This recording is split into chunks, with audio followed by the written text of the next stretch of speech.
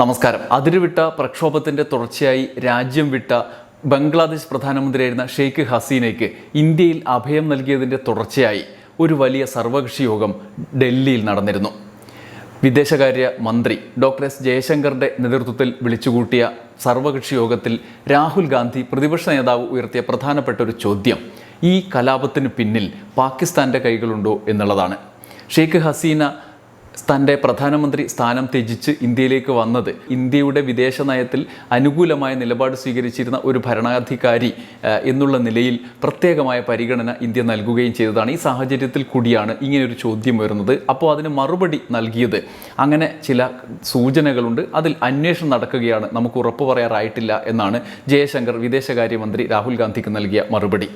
ചൈനയുമായുള്ള ബന്ധത്തിൻ്റെ തുടർച്ചയായിട്ടാണ് അങ്ങനെയൊരു കലാപം രാജ്യത്ത് നടന്നത് എന്നുള്ള ചില സൂചനകൾ വന്നു എന്നുള്ള തരത്തിലുള്ള നറേറ്റീവാണ് ഉയർന്നു വന്നിരുന്നത്. പ്രത്യേകിച്ചും ആ സാഹചര്യത്തിൽ ചൈനയുടെ പിന്തുണയോടുകൂടി ഒരു കലാപം എന്നുള്ള ചിത്രം, പ്രത്യേകിച്ചും ഇന്ത്യയിലെ വിദേശകാര്യ നയങ്ങളുടെ ഒരു പൊതു സ്വഭാവം കോൺഗ്രസും ഒപ്പം BJPയും ഉൾപ്പെടെയുള്ള രാഷ്ട്രീയ പാർട്ടികളുടെ പൊതു സമീപനം ചൈനയെ ഒരു ഭാഗത്തും മറ്റ് അമേരിക്കൻ ശക്തികളെ മറ്റൊരു ഭാഗത്ത് അനുകൂല ഭാഗത്ത് നിലനിർത്തിക്കൊണ്ടുള്ള ഒരു സമീപനമാണ് എന്ന് വിമർശനം ഉയർന്ന കാലഘട്ടമുണ്ടായിരുന്നു.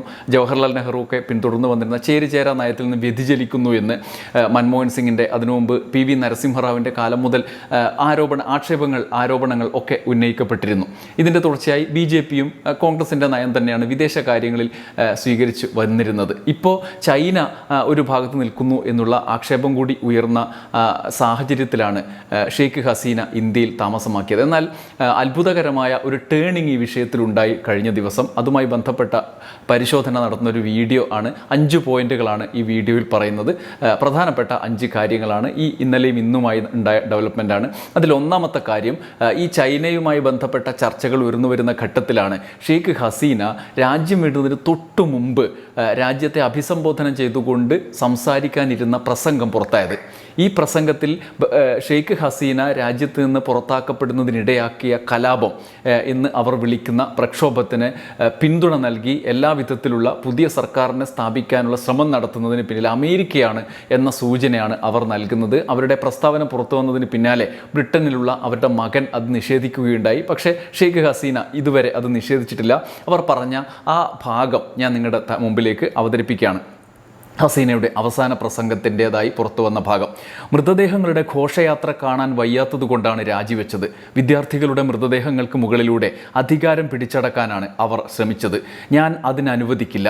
സെൻറ്റ് മാർട്ടിനസ് ദ്വീപിൻ്റെ പരമാധികാരം വിട്ടുകൊടുത്ത് ബംഗാൾ ഉൾക്കടലിൻ്റെ നിയന്ത്രണം കൈയടക്കാൻ അമേരിക്കയെ US-നെ അനുവദിച്ചിരുന്നെങ്കിൽ തനിക്ക് അധികാരത്തിൽ നിന്ന് തുടരാൻ കഴിയുമായിരുന്നു, അധികാരത്തിൽ നിന്ന് പുറത്തു പോകേണ്ടി വരുമായിരുന്നില്ല.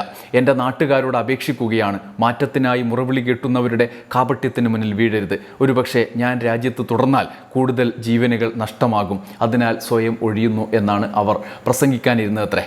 ഈ പ്രസംഗം തയ്യാറാക്കുമ്പോൾ തന്നെ സൈന്യം പെട്ടെന്ന് സ്ഥലം വിടൂ, കൂടുതൽ നിന്നാൽ ആ സമയം കൊണ്ട് സമരം ഇങ്ങോട്ട് വരും, നിങ്ങളുടെ കാര്യം പോക്കാണ് എന്ന് പറഞ്ഞതിൻ്റെ തുടർച്ചയാണ് ഷെയ്ഖ് ഹസീന ഇന്ത്യയിലേക്ക് വന്നത്. ഇന്ത്യ പാരമ്പര്യമായ ഒരു വിദേശ നയം ബംഗ്ലാദേശിനോടുള്ളത് കൊണ്ട് തന്നെ അത്തരത്തിലുള്ളൊരു അഭയം നൽകി എന്നുള്ളതാണ് ഒരു കാര്യം. ഇതിനോട് ചേർത്ത് ഉണ്ടാകുന്ന ചില വാർത്താ വിശകലനങ്ങൾ അന്താരാഷ്ട്ര മാധ്യമങ്ങളിലൂടെ വരുന്നുണ്ട്, ഇന്ത്യയിലെ മാധ്യമങ്ങളും റിപ്പോർട്ട് ചെയ്തിട്ടുണ്ട്. അത് US-ഉമായി എങ്ങനെ ഷെയ്ഖ് ഹസീന വിരുദ്ധ നിലപാടിലെത്തി എന്നുള്ളതാണ്. ആ കാര്യത്തിൽ വാർത്തകളിൽ നിന്ന് നമുക്ക് 6 പോയിന്റുകൾ അവതരിപ്പിക്കാൻ ഉണ്ട്. വാർത്തകളിൽ നിന്ന് കാണുന്ന ആ 6 പോയിന്റുകൾ ഇവയാണ്. ഒന്ന്, ഷെയ്ഖ് ഹസീന സർക്കാരുമായി US-ന് ഏറെ നാളായി ഭിന്നതയുണ്ടായിരുന്നു എന്നുള്ള കാര്യമാണ്. രണ്ടാമത്തേത്, ഹസീനയുടെ അവാമി ലീഗ് അംഗങ്ങൾക്കും സുരക്ഷാ ഉദ്യോഗസ്ഥർക്കും US വിസ നിയന്ത്രണങ്ങൾ ഏർപ്പെടുത്തിയിരുന്നു എന്നുള്ള ഒരു പശ്ചാത്തല വിവരമാണ്. മൂന്നാമത്തേത്, ജനുവരിയിൽ 5ാം തവണയും ഹസീന തിരഞ്ഞെടുക്കപ്പെട്ടപ്പോൾ ആ തെരഞ്ഞെടുപ്പ് സുതാര്യമല്ല എന്ന് US സ്റ്റേറ്റ് ഡിപ്പാർട്ട്മെൻറ്റ് പ്രതികരിച്ചിരുന്നു. നാലാമത്തെ കാര്യം, ബംഗ്ലാദേശിൽ വ്യോമതാവളം അനുവദിച്ചാൽ തടസ്സങ്ങളില്ലാത്ത തെരഞ്ഞെടുപ്പിന് വഴിയൊരുക്കാമെന്ന് ഒരു വിദേശ രാജ്യം ഓഫർ ചെയ്തു എന്നും ഹസീന നേരത്തെ സൂചിപ്പിച്ചിരുന്നതാണ്. ഇത് US ആണ് എന്നാണ് ഇപ്പോൾ ഈ പ്രസംഗത്തിൻ്റെ പശ്ചാത്തലത്തിൽ വിലയിരുത്തപ്പെടുന്നത്. അഞ്ചാമത്തെ കാര്യം, സെൻറ്റ് മാർട്ടിനസ് ദ്വീപ് US-ന് വിട്ടുകൊടുക്കില്ല എന്ന് ഇതിനു മുമ്പ് ഷെയ്ഖ് ഹസീന ആരോപിച്ച കാര്യമാണ്. അപ്പോൾ അതിൻ്റെ അർത്ഥം US നേരത്തെ ആ ദ്വീപിന് വേണ്ടി താല്പര്യം അറിയിച്ചിരുന്നു എന്നും ഷെയ്ഖ് ഹസീന അതിനെതിരായ നിലപാട് എടുത്തിരുന്നു എന്നുള്ളതുമാണ്. ആറാമത്തേത് ഷെയ്ഖ് ഹസീന സർക്കാരിലെ ഉദ്യോഗസ്ഥർക്ക് ഉപരോധം ഏർപ്പെടുത്തണമെന്ന് US കോൺഗ്രസ് അംഗങ്ങൾ ആവശ്യപ്പെട്ട കാര്യമാണ്. അതായത് ഷെയ്ഖ് ഹസീനയുടെ ഭരണകാലത്തും ഇപ്പോൾ ഇതുവരെയുള്ള സാഹചര്യത്തിലും അമേരിക്കയുമായി അവർ കടുത്ത ഭിന്നതയിലായിരുന്നു എന്ന് വ്യക്തമാക്കുന്ന കാര്യമാണ് ഈ അവരുടെ പ്രതികരണത്തെ തുടർന്ന് മാധ്യമങ്ങൾ റിപ്പോർട്ട് ചെയ്യുന്നത്. ഇതിൻ്റെ തുടർച്ചയായി അവർ നൽകണം അല്ലെങ്കിൽ അവർ നൽകില്ല എന്ന് പ്രഖ്യാപിച്ച അമേരിക്ക ആവശ്യപ്പെട്ട ആ ദ്വീപുമായി ബന്ധപ്പെട്ട കാര്യമാണ്. ദ്വീപിൻ്റെ വില മതിപ്പ് ഏത് തലത്തിലാണ് എന്നും ബംഗ്ലാദേശിൽ നിന്ന് അത് കൈയടക്കിയാൽ അമേരിക്കയ്ക്ക് എന്തൊക്കെ ഗുണമുണ്ടാകും എന്നുള്ളത് സംബന്ധിച്ച വിവരങ്ങളാണ് ഇന്നിപ്പോൾ മാധ്യമങ്ങളിലൊക്കെ പുറത്തു വരുന്ന കാര്യം. ബംഗ്ലാദേശിലെ ഏക പവിഴ ദ്വീപാണ് സെൻറ്റ് മാർട്ടിനസ് എന്ന് പറയുന്ന ആ ദ്വീപ്. 1971 ബംഗ്ലാദേശ് എന്ന രാജ്യം നിലവിൽ വന്നതു മുതൽ സെൻറ്റ് മാർട്ടിനസ് ദ്വീപ് ബംഗ്ലാദേശ് രാഷ്ട്രീയത്തിൽ ആധിപത്യം പുലർത്തുന്നുണ്ട്. ബംഗ്ലാദേശ് ഉൾക്കടലിനോട് ചേർന്നത് ആണ് അതുള്ളത്. മ്യാൻമാറുമായുള്ള സമുദ്ര അതിർത്തി കാരണം തന്ത്രപ്രധാനമായ ദ്വീപിൽ അമേരിക്കയ്ക്ക് കണ്ണുണ്ട് എന്നതാണ് ലോകമാകെ ചർച്ച ചെയ്തുകൊണ്ടിരുന്ന ഒരു കാര്യം. ബംഗാൾ ഉൾക്കടലിൽ വ്യോമത്താവളമാണ് അമേരിക്കൻ ലക്ഷ്യം എന്ന് പല ആളുകളും ആരോപിച്ചിട്ടുണ്ട്. പല രാജ്യങ്ങളുടെയും ആരോപണമാണ്. അമേരിക്കൻ കടന്നുവരവിനെ ചെറുക്കുന്നതിനും മേഖലയിലെ ആധിപത്യത്തിനുമായി ചൈനയ്ക്കും ഇവിടെ താല്പര്യങ്ങളുണ്ട്. ബംഗ്ലാദേശ് രാഷ്ട്രീയത്തിൻ്റെ കേന്ദ്ര ബിന്ദുവാകുന്ന സെൻറ്റ് മാർട്ടിനസ് ദ്വീപ് അമേരിക്കൻ താല്പര്യത്തിൻ്റെ തുടർച്ചയായിട്ട് ഷെയ്ഖ് ഹസീനയുടെ ഈ സ്ഥാനത്യാഗത്തിലേക്ക് എത്തിച്ചതാണോ എന്നുള്ള ചോദ്യമാണ് ഉയരുന്നത്. ഇനി അതിൽ ചൈനയുടെ കൂടി കൈയുണ്ടോ എന്നുള്ള ഒരു ചോദ്യം കൂടി. ആദ്യം ചൈനയായിരുന്നു മുന്നിലുണ്ടായിരുന്നത്, ഇപ്പോൾ അമേരിക്ക മുന്നിലുണ്ട്, തൊട്ട് പിന്നാലെ ചൈനയും ഉണ്ട് എന്നുള്ളതാണ്. അമേരിക്ക പാകിസ്ഥാൻ വഴി ഇപ്പോൾ ജയശങ്കർ അന്ന് നമ്മുടെ വിദേശകാര്യമന്ത്രി പറഞ്ഞിരുന്നത് പാകിസ്ഥാൻ്റെ ചില സൈനിക ഉദ്യോഗസ്ഥർ ഇത് സംബന്ധിച്ച പോസ്റ്റുകൾ ഇടുന്നുണ്ട്, കമൻറ്റുകൾ ഇടുന്നുണ്ട്. ആ കാര്യത്തിൽ പാകിസ്ഥാൻ്റെ പിന്നിൽ ചൈനയുണ്ടോ എന്നുള്ള ചോദ്യമാണ്. ഇപ്പോൾ നമ്മൾ ഈ കണക്ഷൻ കൂടി വെച്ച് നോക്കുമ്പോൾ അമേരിക്കയാണ് മുഖ്യമായി പിന്നിൽ, അതിൻ്റെ പിന്നിൽ ചൈനയും ഉണ്ടാകാം എന്നുള്ള ലെവലിലേക്ക് അപ്രതീക്ഷിതമായി അമേരിക്ക കൂടി കയറി വരുന്ന ഒരു സാഹചര്യമാണ് ഉള്ളത്. മുൻ പ്രധാനമന്ത്രി ഖാലിദാസിയുടെ നേതൃത്വത്തിലുള്ള ബംഗ്ലാദേശ് നാഷണലിസ്റ്റ് പാർട്ടി തെരഞ്ഞെടുപ്പിൽ വിജയിക്കുന്നതിനുള്ള സഹായത്തിന് പകരമായി സൈനിക താവളം നിർമ്മിക്കാൻ US-ന് വിൽക്കാൻ പദ്ധതിയിട്ടിരുന്നുവെന്ന് കഴിഞ്ഞ വർഷം ജൂണിൽ ഷെയ്ഖ് ഹസീന ആരോപണം തെരഞ്ഞെടുപ്പിന് മുമ്പായി ഉന്നയിച്ചിരുന്നു. ഈ ആരോപണം US വിദേശകാര്യ വകുപ്പ് അന്ന് തള്ളിയിരുന്നു. ബംഗ്ലാദേശിൻ്റെ പരമാധികാരത്തെ മാനിക്കുന്നതിലും സ്വതന്ത്രവും നീതിയുക്തവുമായ തെരഞ്ഞെടുപ്പുകളിലൂടെ ജനാധിപത്യം പ്രോത്സാഹിപ്പിക്കുന്നതിനുമുള്ള പ്രതിബദ്ധതയാണ് US-നുള്ളത് എന്നാണ് അന്ന് അവർ പറഞ്ഞിരുന്നത്. ഈ സെൻറ്റ് മാർട്ടിനസ് ദ്വീപ് ഈ സാഹചര്യത്തിൽ വിലപിടിപ്പുള്ള ഒന്നായി നിൽക്കുന്ന ഒരവസ്ഥയുണ്ട്.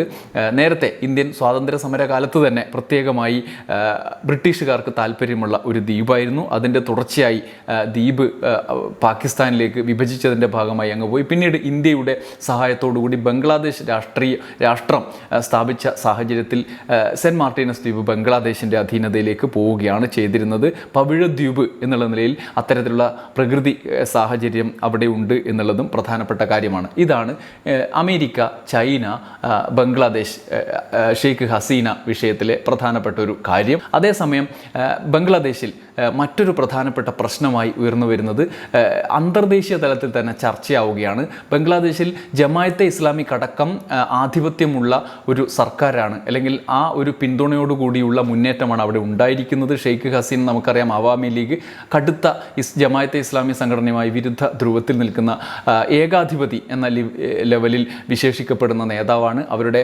സ്വേച്ഛാപരമായ ഭരണ വ്യവസ്ഥ, ഭരണരീതി ആണ് കടുത്ത പ്രതിഷേധം ജനങ്ങളിൽ വരുത്തിവെച്ചിരുന്നത്. അതേസമയം മതവുമായി ഇടപഴകി നിൽക്കുന്ന പ്രതിപക്ഷ കക്ഷികളാണ് ഇപ്പോഴുള്ളത് എന്നുള്ള ചോദ്യം കൂടി, ആ ഒരു പ്രശ്നം കൂടി ഉയർന്നു വരുന്നുണ്ട്. ഈ സാഹചര്യത്തിൽ ബംഗ്ലാദേശിലെ ന്യൂനപക്ഷം, അഹമ്മദീയരായിക്കോട്ടെ ഹിന്ദുക്കളായിക്കോട്ടെ, ന്യൂനപക്ഷങ്ങൾ ഒന്നാകെ അവാമി ലീഗിനോട് ചേർന്ന് നിന്ന ഒരു സാഹചര്യമാണ് ഉണ്ടായിരുന്നത്. ഇപ്പോൾ ഈ കലാപത്തിൻ്റെ തുടർച്ചയായി ന്യൂനപക്ഷങ്ങൾ കടുത്ത നിലയിൽ ആക്രമിക്കപ്പെടുന്ന കാഴ്ചയാണ് കാണുന്നത്. പ്രത്യേകിച്ച് ഹിന്ദുക്കൾ ക്ഷേത്രം ഉൾപ്പെടെയുള്ള ആക്രമിക്കുകയാണ്. അത് ഇന്ത്യയിലെ സാഹചര്യത്തിൽ സ്വാഭാവികമായി രണ്ട് തരത്തിലുള്ള പ്രതികരണങ്ങൾക്കിടയാക്കിയിട്ടുണ്ട്. ഒന്ന് BJPയുടെ ഭാഗത്തു നിന്നുള്ള പ്രതികരണങ്ങളുണ്ട്, രണ്ട് മറ്റ് ഇടതുപക്ഷ രാഷ്ട്രീയ പാർട്ടികളുടെ ഭാഗത്തു നിന്നുള്ള പ്രതികരണമുണ്ട്. സ്വാഭാവികമായി ന്യൂനപക്ഷങ്ങളുടെ അന്തർദേശീയ തലത്തിലുള്ള അവരുടെ കാഴ്ചപ്പാട് സംബന്ധിച്ച് അതിൽ CPIMൻ്റെ കാഴ്ചപ്പാട് പ്രത്യേകമായി ഈ ഘട്ടത്തിൽ ദേശീയ തലത്തിൽ തന്നെ ചർച്ചയാവുന്നുണ്ട്. CPIM അവിടുത്തെ ഇടതുപക്ഷ പാർട്ടികൾ അവാമി ലീഗിനോട് ചേർന്ന് നിൽക്കുന്നുണ്ട്, പലവിധ കക്ഷികൾ അവിടെയുണ്ട്. എന്നാൽ ജമാഅത്തെ ഇസ്ലാമിയുടെ അന്തർദേശീയ കാഴ്ചപ്പാടിൻ്റെ കൂടി അടിസ്ഥാനത്തിൽ മാത്രമല്ല ന്യൂനപക്ഷം അവിടെ ഭീകരമായി വേട്ടയാടപ്പെടുന്നു എന്നുള്ള സാഹചര്യത്തിൽ കൂടി ഒരു ദേശീയ കാഴ്ചപ്പാടാണ് CPI രൂപീകരിച്ചിട്ടുള്ളത്. അവർ ഇത് സംബന്ധിച്ച് ഒരു പ്രസ്താവന തന്നെ കഴിഞ്ഞ ദിവസം പുറത്തിറക്കിയിരുന്നു. ആ പ്രസ്താവന കൂടി രണ്ടാമതായി ഞാൻ നിങ്ങളുടെ മുമ്പിൽ അവതരിപ്പിക്കാം. ബംഗ്ലാദേശിലെ ഷെയ്ഖ് ഹസീന സർക്കാരിൻ്റെ പതനത്തിന് പിന്നാലെ ഹിന്ദു ആരാധനാലയങ്ങൾക്ക് നേരെയും മറ്റ് ന്യൂനപക്ഷ സമുദായ അംഗങ്ങൾക്ക് നേരെയും ഉണ്ടായ ആക്രമണങ്ങളിൽ കടുത്ത ആശങ്ക രേഖപ്പെടുത്തുന്നു. സർക്കാരിൻ്റെ പതനത്തിൻ്റെ ഫലമായി ഉണ്ടായ അരാജക സാഹചര്യം മുതലെടുക്കുന്ന മതമൗലികവാദികളാണ് ന്യൂനപക്ഷ സമുദായത്തെ ലക്ഷ്യം വയ്ക്കുന്നത്. ന്യൂനപക്ഷങ്ങളുടെ ആരാധനാലയങ്ങളും വീടുകളും സ്ഥാപനങ്ങളും സംരക്ഷിക്കാൻ പുതുതായി അധികാരമേറ്റ ഇടക്കാല സർക്കാർ ശക്തമായ നടപടി സ്വീകരിക്കണം. ഇതിനായി കേന്ദ്ര സർക്കാർ ബംഗ്ലാദേശ് അധികാരികളിൽ സമ്മർദ്ദം ചെലുത്തണം എന്നാണ് CPIഎമ്മിൻ്റെ പോളിറ്റ് ബ്യൂറോയുടെ പ്രസ്താവന പുറത്തു വന്നത്. കേന്ദ്ര സർക്കാർ ഇത് സംബന്ധിച്ച് ദേശീയ തലത്തിൽ ഒരു നയം രൂപീകരിച്ചിട്ടില്ല. യഥാർത്ഥത്തിൽ അവിടെ സർക്കാർ രൂപീകരിച്ച് വരുന്നതേ ഉള്ളൂ, അതിൻ്റെ മറ്റ് നടപടികളിലേക്ക് കടക്കുന്നതേ ഉള്ളൂ. പക്ഷേ ഏറ്റവും പെട്ടെന്ന് തന്നെ ബംഗ്ലാദേശിലെ നിലവിലെ ഏജൻസികളുമായി ഔദ്യോഗികമായി ന്യൂനപക്ഷങ്ങൾക്കെതിരായ ആക്രമണം നിർത്താൻ സമ്മർദ്ദം ചെലുത്തണം എന്നുള്ളതാണ് CPIഎമ്മിൻ്റെ ആവശ്യം. ഇതിനോട് ചേർത്ത് വായിക്കേണ്ടത് കോൺഗ്രസിൻ്റെ നിലപാടാണ്. കോൺഗ്രസിൽ രാഹുൽ ഗാന്ധി ഈ സംബന്ധിച്ച് സർവകക്ഷി യോഗത്തിൽ സംസാരിച്ചതല്ലാതെ ഔദ്യോഗികമായി നിലപാട് പ്രഖ്യാപിച്ചിട്ടില്ല. രണ്ട് പ്രശ്നങ്ങളാണ് കോൺഗ്രസിനെ അലട്ടുന്നത്. ഒന്ന്, ദേശീയ തലത്തിൽ തന്നെ കോൺഗ്രസിൻ്റെ നേതൃത്വം സ്വീകരിച്ചിരിക്കുന്ന വിദേശ നയം, ബംഗ്ലാദേശുമായി ബന്ധപ്പെട്ട വിദേശ നയം നമുക്ക് മുന്നിലുണ്ട്. ഇന്ദിരാഗാന്ധിയുടെ കാലത്ത് ബംഗ്ലാദേശ് രൂപീകരിച്ച കാലം മുതൽ 70കളുടെ തുടക്കത്തിൽ നമ്മൾ എടുത്ത രാജ്യത്തിൻ്റെ തന്നെ ഒരു നയമുണ്ട്. ആ നയപ്രകാരം ബംഗ്ലാദേശിന് പാകിസ്ഥാനിൽ നിന്നും വിമോചനം നേടിക്കൊണ്ട് ഒരു സ്വതന്ത്ര രാഷ്ട്ര പദവി നേടിയെടുത്ത് നൽകുന്നതിൽ നിർണായക പങ്ക് ഇന്ത്യ വഹിച്ചിട്ടുണ്ട്. അതിൻ്റെ തുടർച്ചയായി അവിടെ പാകിസ്ഥാൻ്റെ ശൈലിയിൽ നിന്ന് വ്യത്യസ്തമായ, കുറച്ചുകൂടി ജനാധിപത്യപരമായ, മതേതര എന്ന് പറയാൻ പറ്റില്ല, എന്നാലും പാകിസ്ഥാൻ്റെ ശൈലിയിൽ നിന്ന് വ്യത്യസ്തമായ ഒരു മതവീക്ഷണമുള്ളൊരു രാഷ്ട്രമായി അതിനെ വാർത്ത് എടുക്കുന്നതിൽ, ഇതുവരെയുള്ള കാലത്തേക്ക് കൊണ്ടുവരുന്നതിൽ കോൺഗ്രസിൻ്റെ നേതൃത്വത്തിന് പങ്കുണ്ട്, ഇന്ത്യക്ക് വലിയ പങ്കുണ്ട്. എന്നാൽ ഇന്ന് അവാമി ലീഗ് എന്ന് പറയുന്ന താരതമ്യേന മത ആഭിമുഖ്യത്തിൽ നിന്നും കുറച്ചൊക്കെ മാറി നടക്കുന്ന, എന്നാൽ ഷെയ്ഖ് ഹസീനയെ പോലുള്ള ആളുകളുടെ സ്വേച്ഛാപരമായ നിലപാടുകളാൽ പ്രതിക്കൂട്ടിലാക്കപ്പെട്ട ഒരു നേതൃത്വം അവിടെ ഉണ്ടായിരുന്നു. ഈ സാഹചര്യത്തിൽ അവാമി ലീഗിനെ പിന്തുണക്കുക എന്നുള്ളതിൻ്റെ തുടർച്ചയായിട്ടാണ് ഷെയ്ഖ് ഹസീനയ്ക്ക് ഇന്ത്യ അഭയം നൽകിയത്. അതിൽ കോൺഗ്രസ് പിന്തുണ നൽകുന്നുണ്ട്. പക്ഷേ ഇപ്പോഴത്തെ സർക്കാർ അവിടെ വരാൻ പോകുന്നതും ഈ ജനകീയ പ്രക്ഷോഭത്തിൻ്റെ എന്ന തുടർച്ചയായി വരാൻ പോകുന്ന ആ സംവിധാനത്തിനെ എന്തുമാത്രം വിശ്വസിക്കാമെന്നുള്ളതുമുള്ള ആശങ്കയാണ് രാഹുൽ ഗാന്ധി ഉന്നയിച്ചത്. പാകിസ്ഥാൻ്റെ പിന്തുണയോടാണ് പ്രക്ഷോഭം എന്നുള്ള ചോദ്യം വന്നത്, അതിൽ ചൈനയുടെ ഇടപെടലുണ്ടോ എന്നുള്ളതടക്കമുള്ള ചോദ്യങ്ങൾ വന്ന സാഹചര്യം അതിലേക്കാണ് വിരൽ ചൂണ്ടുന്നത്. ഈ സാഹചര്യത്തിൽ കോൺഗ്രസ് അങ്ങനെ ഒരു പരസ്യമായി ഇത് സംബന്ധിച്ച് ഒരു നിലപാട് സ്വീകരിച്ചിട്ടില്ല. എന്നാൽ ശശി തരൂർ ഈ കാര്യത്തിൽ ഒരു നിലപാട് സ്വീകരിച്ചു. അദ്ദേഹം ട്വിറ്ററിൽ തൻ്റെ പോസ്റ്റ്, എക്സിൽ തൻ്റെ പോസ്റ്റ് ഇട്ടിട്ടുണ്ട്, കമൻ്റ് ഇട്ടിട്ടുണ്ട്. അദ്ദേഹം NDTVയുമായി തൻ്റെ ആശങ്കകൾ പങ്കുവച്ചിട്ടുണ്ട്, ദേശീയ മാധ്യമവുമായി പങ്കുവച്ചിട്ടുണ്ട്. അതിൽ അദ്ദേഹം പറഞ്ഞ പ്രധാനപ്പെട്ട കാര്യം, ഷെയ്ഖ് ഹസീനയ്ക്ക് അഭയം നൽകിയ പ്രധാനമന്ത്രിയുടെ നടപടി പ്രശംസനീയമാണ് എന്നുള്ളതാണ്. ഒരുപക്ഷെ രാഹുൽ ഗാന്ധി ഈ കാര്യത്തിൽ നിലപാട് പറയും മുമ്പ് അദ്ദേഹം നിലപാട് പ്രഖ്യാപിക്കുകയാണ്, പരസ്യമായി ഒരു കാര്യം പറയുകയാണ്. ഞങ്ങളുടെ അടിസ്ഥാന താല്പര്യം ബംഗ്ലാദേശുമായുള്ള അടുത്ത സൗഹൃദ ബന്ധത്തിലാണ്. ഞങ്ങളുടെ അടിസ്ഥാന പ്രതിബദ്ധത ബംഗ്ലാദേശ് ജനതയുടെ ക്ഷേമമാണ്. 71 മുതൽ ഞങ്ങൾ അവരോടൊപ്പമായിരുന്നു. അവരോടൊപ്പം ഉണ്ടായിരുന്ന സൗഹൃദം തുടരുകയാണ് ചെയ്യുന്നത് എന്ന് അദ്ദേഹം കൂട്ടിച്ചേർത്തു. എനിക്ക് മുഹമ്മദ് യൂനിസിനെ അറിയാം. മുഹമ്മദ് യൂനിസിൻ്റെ വരവിനെക്കുറിച്ചും അദ്ദേഹം പറയുന്നുണ്ട്. അദ്ദേഹം വളരെ ആദരണീയനായ വ്യക്തിയാണ്.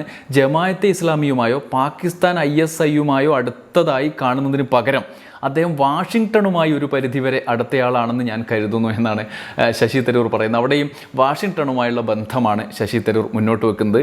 ഇടക്കാല ഗവൺമെൻറ്റിൻ്റെ മൊത്തത്തിലുള്ള ഘടന പരിശോധിച്ചാൽ ഈ ഇടക്കാല ഗവൺമെൻറ്റിൽ തങ്ങളുടെ മുദ്ര പതിപ്പിച്ച രാജ്യങ്ങളോട് ശത്രുത പുലർത്തുന്ന രാജ്യങ്ങളെക്കുറിച്ച് ഇന്ത്യക്ക് എന്തെങ്കിലും ഉത്കണ്ഠ തോന്നാൻ പ്രത്യേകമായി കാരണമുണ്ട് എന്ന് തോന്നുന്നില്ല എന്നുള്ളൊരു നയതന്ത്രപരമായ സമീപനമാണ് ശശി തരൂർ പറയുന്നത്. എന്തായാലും പാകിസ്ഥാനും ചൈനയും കലക്കവെള്ളത്തിൽ മീൻ പിടിക്കുമോ എന്നതാണ് ഇന്ത്യയുടെ വലിയ ആശങ്ക എന്ന് അദ്ദേഹം പറയുന്നുണ്ട്. ഇത്തരം സന്ദർഭങ്ങളിൽ പ്രക്ഷോഭത്തിനിടെയുണ്ടായ ചില അക്രമ സംഭവങ്ങളിൽ പാകിസ്ഥാൻ ISIക്കുണ്ടാകാൻ എല്ലായ്പ്പോഴും പങ്കുണ്ടാകാൻ സാധ്യതയുണ്ട്.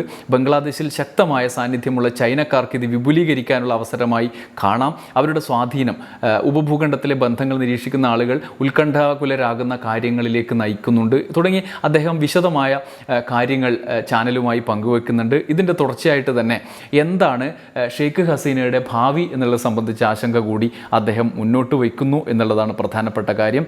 ബംഗ്ലാദേശിലെ ഈ പ്രക്ഷോഭങ്ങളുടെ തുടർച്ചയായി ഉണ്ടായ രാഷ്ട്രീയ സാഹചര്യങ്ങളുടെ അവസ്ഥ അദ്ദേഹം നിരീക്ഷിക്കുന്നുമുണ്ട്. പ്രത്യേകിച്ചും വിദേശകാര്യങ്ങളെക്കുറിച്ച് നല്ല ധാരണയുള്ള ആൾ എന്നുള്ള നിലയിൽ, അത്തരം ഇടപെടലുകൾ മുമ്പ് നടത്തിയിട്ടുള്ള ആളുകൾ എന്നുള്ള നിലയിൽ ശശി തരൂർ ഉൾപ്പെടെയുള്ളവർക്ക് ഇക്കാര്യത്തിൽ നിലപാട് പറയാൻ കഴിയും. എന്തായാലും കോൺഗ്രസ് ഇക്കാര്യത്തിൽ ഒരു പരസ്യ നിലപാട്, പ്രത്യേകിച്ചും വിദേശ നയത്തിൽ പരസ്യമായ നിലപാട് സർക്കാരിന് അപ്പുറത്ത് പറയുന്നതിന് പരിമിതിയുണ്ട്. പക്ഷേ ബംഗ്ലാദേശിലെ ന്യൂനപക്ഷങ്ങൾ ഉൾപ്പെടെയുള്ള ആളുകളുടെ കാര്യത്തിൽ ഒരു നിലപാട് പ്രഖ്യാപിക്കേണ്ട സമയമായി എന്നാണ് നമുക്ക് ഈ ഘട്ടത്തിൽ പരിശോധിച്ച് നോക്കുമ്പോൾ മനസ്സിലാവുക. അതേസമയം BJPയുടെ രാഷ്ട്രീയ താല്പര്യങ്ങളിലേക്ക് വളരുന്ന മതാത്മകതയുടെ കെണിയിൽ വീഴാതിരിക്കുകയും വേണം എന്നുള്ളത് പ്രധാനപ്പെട്ട കാര്യമാണ്.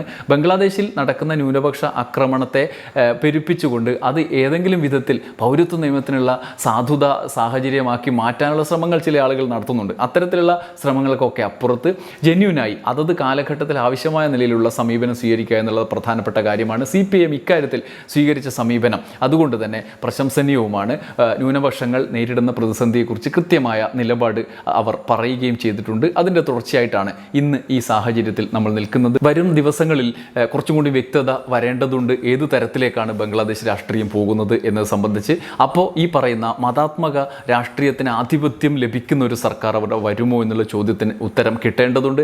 അതിൻ്റെ അടിസ്ഥാനത്തിൽ മറ്റ് വിദേശ രാജ്യങ്ങൾ, പ്രത്യേകിച്ച് ഇന്ത്യ പോലെയുള്ള രാജ്യങ്ങളിലെ നേതൃത്വങ്ങൾ സ്വീകരിക്കേണ്ട നിലപാടിനെ കുറിച്ച് വ്യക്തത വരുത്തേണ്ടതുണ്ട്. അതോടൊപ്പം തന്നെ നമ്മുടെ നാട്ടിലെ ആളുകൾ, അവിടെയുള്ള ന്യൂനപക്ഷങ്ങളെ കൂടാതെ നമ്മുടെ നാട്ടിലെ ആളുകളൊക്കെ അത്തരം ഇടങ്ങളിലുണ്ടാവും. അവർക്ക് ഭാവിയിൽ എടുക്കേണ്ട നടപടികളെക്കുറിച്ച് വ്യക്തമായ ധാരണ ലഭിക്കുകയും ചെയ്യും. അതിനായി നമുക്ക് കാത്തിരിക്കാം. നന്ദി, നമസ്കാരം.